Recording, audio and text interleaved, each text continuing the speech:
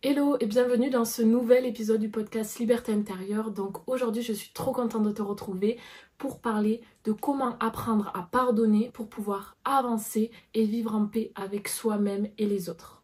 Mais avant de commencer cet épisode, n'hésite pas à partager l'épisode à une personne qui aurait besoin d'apprendre à pardonner. Mais tu peux aussi, si tu as envie, soutenir le podcast en likant soit la vidéo sur YouTube ou en laissant une jolie note sur les plateformes de streaming. Ça me fera très plaisir, ça me motivera à continuellement améliorer ce podcast en qualité. Donc pour commencer cet épisode, j'aimerais vraiment qu'on commence par définir ce qu'est le pardon véritable, entre guillemets. Parce que j'ai pu discuter avec pas mal de personnes et dès que je discutais de certaines personnes, avec ces personnes-là, elles me disaient non mais c'est bon, j'y ai pardonné, je lui en veux pas, regarde, je la fréquente tous les jours, enfin voilà, j'y en veux pas, sinon je la fréquenterai pas. Sauf que tu peux en fait réussir à vivre avec la personne, la tolérer entre guillemets, sans pour autant y avoir pardonné.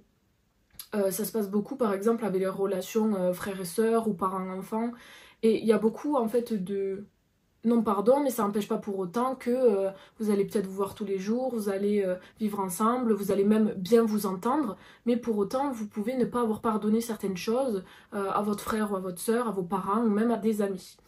Et donc c'est pour ça que c'est vraiment important de comprendre ce qu'est véritablement pardonner. Parce que pardonner, c'est vraiment, ça veut dire si tu as vraiment pardonné une chose spécifique par exemple à la personne, c'est que tu ne vas plus jamais le lui reprocher. C'est que tu vas plus jamais ressentir d'amertume ou tu vois un petit peu de colère envers elle quand tu vas y penser. Mais au-delà de ça, quand véritablement tu as entre guillemets pardonné, que tu t'es réellement réconcilié avec une personne, et là je parle pas juste de pardon par exemple parce que je sais pas, la personne elle t'a fait quelque chose de mal, mais plus véritablement d'une réconciliation en général.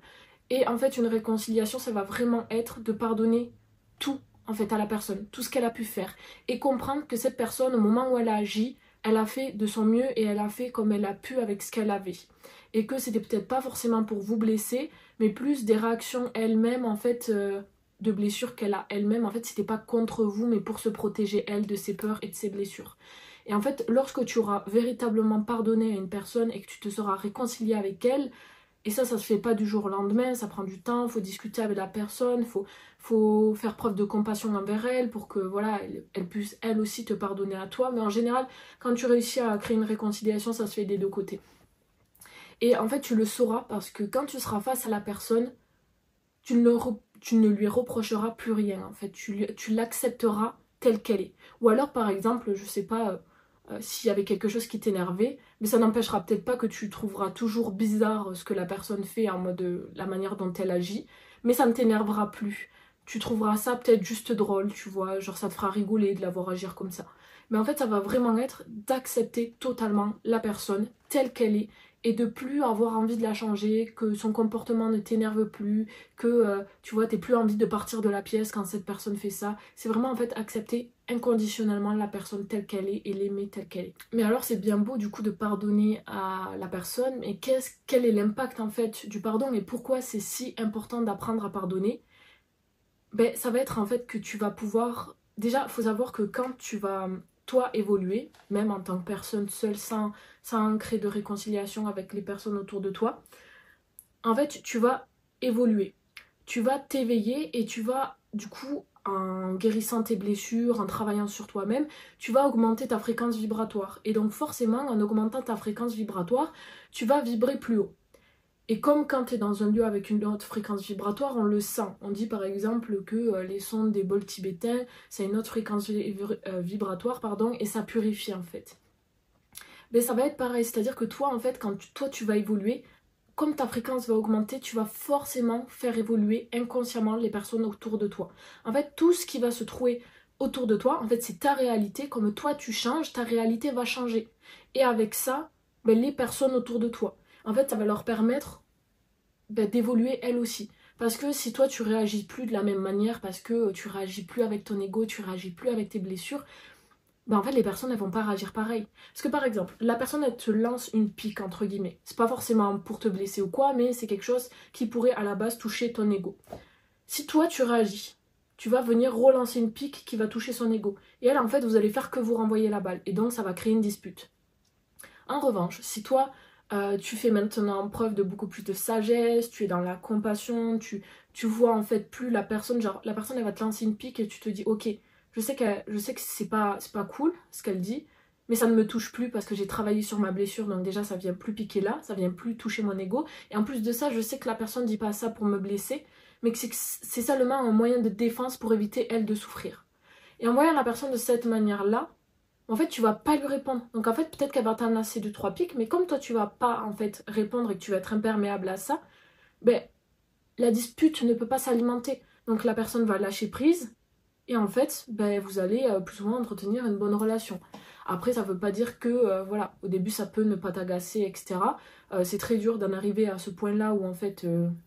plus aucune personne t'agace autour de toi, souvent surtout quand c'est des relations très proches comme la famille ou des meilleurs amis, ça peut être beaucoup plus difficile. Personnellement, je sais que des fois il y a des personnes extérieures que je ne connais pas qui peuvent entre guillemets lancer des trucs qui pourraient m'énerver et je vais pas réagir parce que j'ai cette capacité à m'imperméabiliser, mais c'est pas en mode de je bloque mes émotions et je retiens, c'est juste ça me glisse dessus, c'est comme quelque chose d'imperméable, l'eau va glisser dessus en fait, et d'hydrophobe plutôt, voilà, l'eau va glisser dessus en fait et ne va pas le toucher. Et ça va être pareil pour les comportements entre guillemets, c'est pas vraiment méchant, mais les comportements négatifs en fait des gens vont me glisser dessus. Mais avec ma famille, c'est beaucoup plus compliqué et c'est normal parce qu'on a des liens beaucoup plus forts avec nos parents, avec nos frères ou sœurs ou même notre conjoint, notre conjointe. Donc ça va dépendre en fait aussi du passif, etc. Donc ça, c'est normal. C'est normal que tu aies plus de difficultés et c'est là le plus challengeant, je trouve. Et finalement, c'est le mieux. C'est ce truc de dire, ok, je vais réussir aussi à me réconcilier avec et avoir une relation en fait de paix avec cette personne pour plus en fait qu'il y ait tous ces conflits qui me bouffent autant moi que la personne en face. Et donc, l'impact du pardon, c'est que finalement, quand tu auras discuté avec cette personne, quand tu n'auras plus d'animosité avec cette personne, mais tu seras beaucoup plus dans la compassion, dans le fait de comprendre l'autre, dans l'empathie. Et la personne aussi, en fait. Il y aura des moments où votre ego va reprendre le dessus, c'est certain.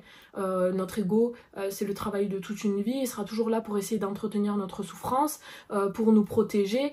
Et en fait, lorsque tu auras pardonné la personne, ben, tu seras capable en fait de ne pas réagir lorsque l'ego de la personne réagira parce que tu seras consciente que c'est son ego et que c'est pas elle au fond d'elle. Tu vois, il faudrait vraiment un petit peu dissocier comme notre véritable personnalité et l'ego qui vient parfois nous faire ou dire des choses pour nous protéger. Parce que par exemple, je sais pas, j'ai peur de souffrir, j'ai peur que la personne me blesse, mais je vais lui dire des trucs méchants. C'est plus simple, ça me protège. Je vais braquer la personne, elle va partir, elle va me fuir. Ou alors ça va être aussi parfois des comportements d'auto-sabotage par rapport à certaines croyances. Si par exemple je crois que je ne mérite pas d'être aimée, ben, je vais faire en sorte que la personne me quitte pour confirmer cette croyance. Mais ça c'est autre chose. Et du coup, comment entamer ce processus de réconciliation? Faut savoir que même les parents, même si on s'entend bien avec, il y a toujours des choses à pardonner. Donc c'est important de le faire avec tout le monde et de le faire aussi avec la personne avec qui on le sent. Faut s'écouter. Et donc la chose qui m'a beaucoup aidée, même moi personnellement, à déjà faire preuve de beaucoup plus de patience et d'empathie, de compassion envers la personne, c'est de comprendre que les relations, c'est des effets miroirs. Ça, j'en avais déjà parlé, que les choses que tu admires chez quelqu'un, c'est quelque chose que tu t'autorises pas à laisser briller chez toi. Et les choses qui t'énervent chez la personne, en général, c'est des choses que tu t'autorises pas à exprimer. Tu vois, mais plus dans le sens où t'en as honte, tu vois, genre par exemple quand c'est des trucs que t'admires, c'est des choses que tu possèdes toi aussi à l'intérieur de toi. Je sais pas, t'admires une personne qui s'exprime grave bien en public, mais en fait toi aussi t'en es capable, c'est juste que tu t'autorises pas et en fait c'est tes croyances et tes peurs qui te bloquent. Alors que quand en fait ça va être quelque chose qui t'énerve, c'est quelque chose que tu trouves honteux et que tu ne t'autorises pas à exprimer parce qu'en fait tu l'as toi aussi. Et par exemple, je vais prendre cet exemple typiquement avec par exemple ma mère, parce que je sais que c'est sur ce point là que je vais avoir le plus, mais ça va par exemple être je sais que parfois j'ai du mal quand elle a son besoin de contrôler, et quand elle va essayer parfois un petit peu de me contrôler, mais c'est pas contre moi, c'est juste une peur de son côté qui la pousse à avoir le besoin de contrôler pour en fait se rassurer et être sûre qu'elle gère la situation. Et ça, je sais que ça m'a beaucoup énervée petite, et ça m'a beaucoup en fait saoulée, et je me suis beaucoup sentie opprimée. Mais en fait, j'ai compris que moi aussi je l'avais.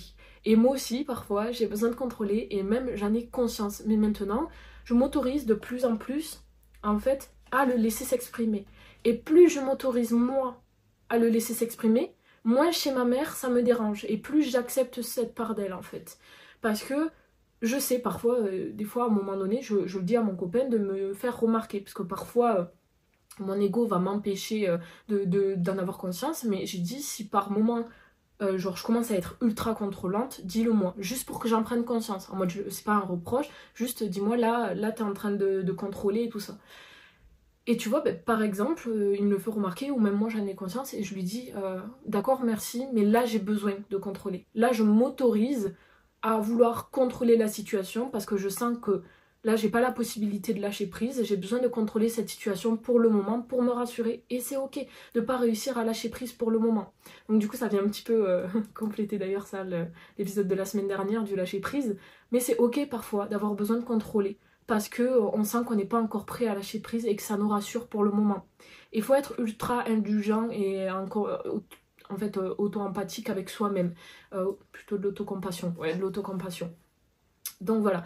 Et en fait, c'est ça le truc, c'est que quand tu vas faire cet effet miroir déjà avec les personnes, tu vas te rendre compte qu'en fait les trucs que tu leur reproches, soit si c'est un comportement, ce comportement tu le fais toi aussi mais juste tu l'assumes pas. Parce que par exemple tu le trouves énervant ou tu t'autorises pas parce que tu trouves ça honteux. Et en fait il faut prendre conscience de ça. Et quand en fait on comprend que les comportements qu'on reproche, on les fait nous aussi, tout de suite en fait on se dit tu vois il y a ce truc de je vais pas lui reprocher parce qu'en fait je le fais aussi.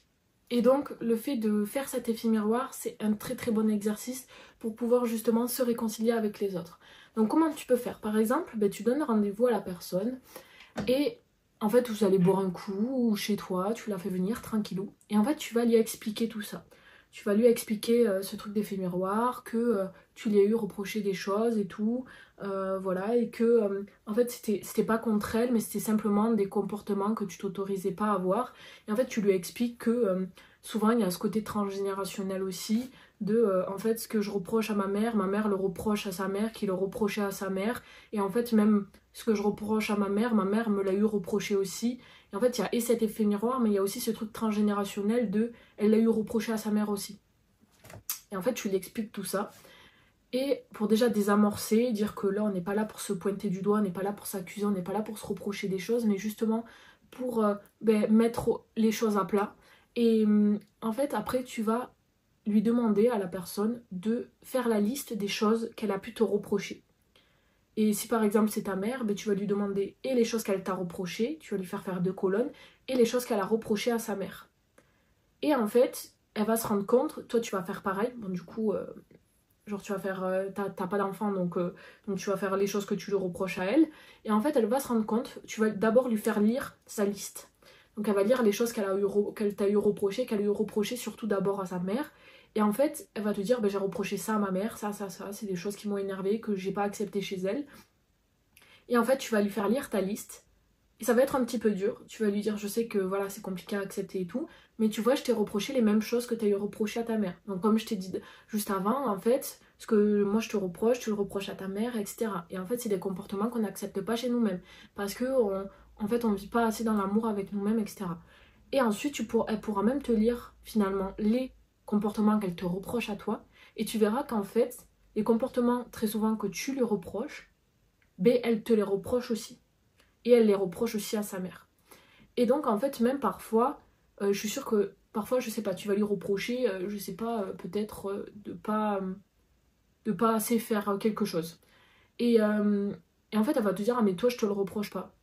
Et je suis sûre que si elle cherche, ou même si toi tu cherches par exemple, elle te reproche de pas assez, je sais pas, être présente, toi peut-être que tu vas pas le lui reprocher, comme ça va pas devenir. Mais en fait en cherchant, je te jure que tu trouveras une situation où tu lui as reproché toi aussi de ne pas être assez présente. Et en fait c'est que de l'effet miroir. Genre tout ce qu'on vit, c'est que de l'effet miroir en fait pour nous aider à nous aimer tel qu'on est. Et à nous laisser exprimer toutes les parts de nous-mêmes. En fait, il faut accepter, par exemple, comme moi, il faut que j'accepte ma part qui a besoin de contrôler. Il faut que j'accepte ma part, je sais pas, je suis patiente, mais je suis aussi impatiente. Je suis tolérante, mais je suis aussi exigeante. Et en fait, il faut accepter toutes ces parts. Alors tu vois, peut-être que pour moi ça va être honteux d'être exigeant et que je vais, tu vois, pas aimer les personnes qui le sont parce que je trouve pas ça acceptable d'être exigeant. Et ben en fait, il va falloir que j'autorise parfois mon côté exigeant à s'exprimer. Et en fait, ça va être, une fois que tu accepteras toutes ces parts de toi, tu pourras les doser.